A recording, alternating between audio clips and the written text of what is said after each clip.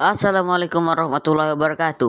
Oke teman-teman, balik lagi di channel saya Naufal Altop. Yang pada kesempatan kali ini saya akan membahas trik bagaimana cara agar dapat menjadi jagoan CS ya, atau menjadi ahli bermain CS dalam game Free Fire. Oke, jadi sudah banyak yang kalian tahu bagaimana jagoan CS itu. Mereka adalah orang-orang yang sangat ahli dalam bermain CS ya. Bahkan pangkat mereka itu sudah sampai Grandmaster ataupun Heroic.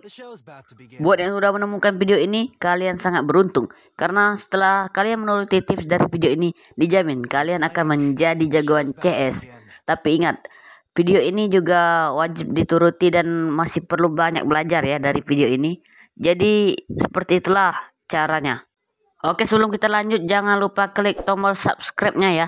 Support channel ini kembali supaya bisa terus memberikan tutorial-tutorial kepada kalian.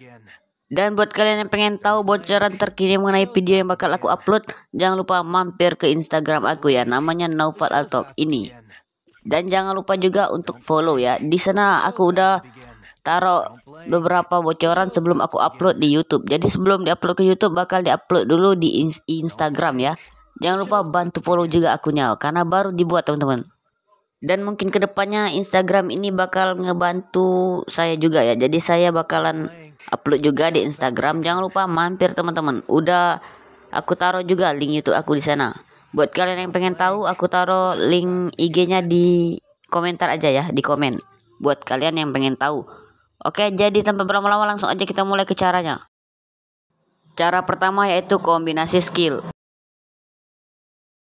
Oke, jadi kombinasi skill itu sangat diperlukan dalam bermain Free Fire, terutama di mode CS atau kelas kuat.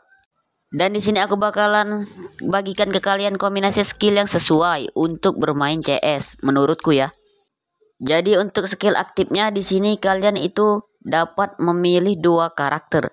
Yang pertama Wukong dan Tatsuya. Ini menurut aku sangat efektif dalam bermain CS. Dan untuk pasif yang pertama kalian bisa menggunakan Joseph ya.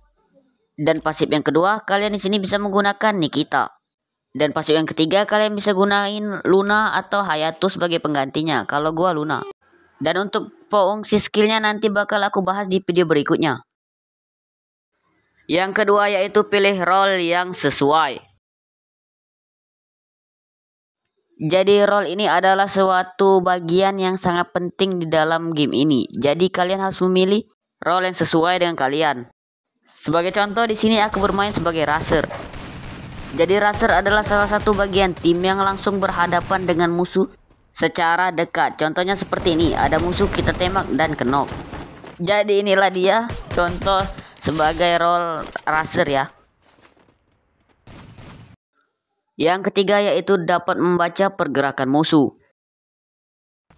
Jadi dapat membaca pergerakan musuh atau berhasil melihat gerak-gerik corak permainan mereka itu adalah hal yang penting. Jadi di sini kalian itu tergantung pada musuhnya.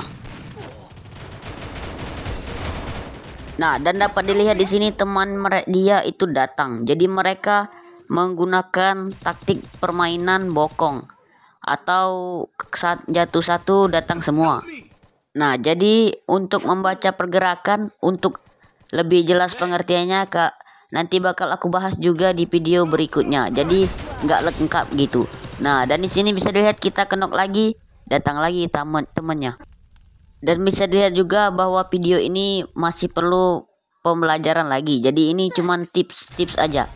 Untuk semua tipsnya kalian bisa pelajari itu sendiri. Bisa kalian cari di YouTube ataupun TikTok. Di sana ada banyak. Yang keempat yaitu kerjasama tim.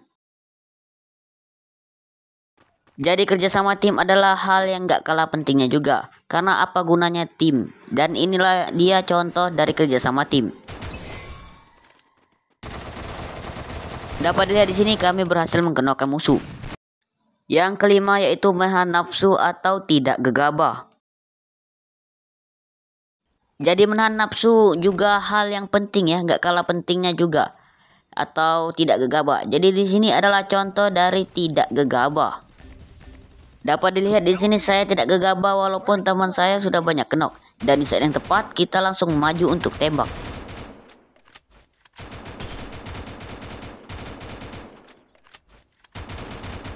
dan kenok semua.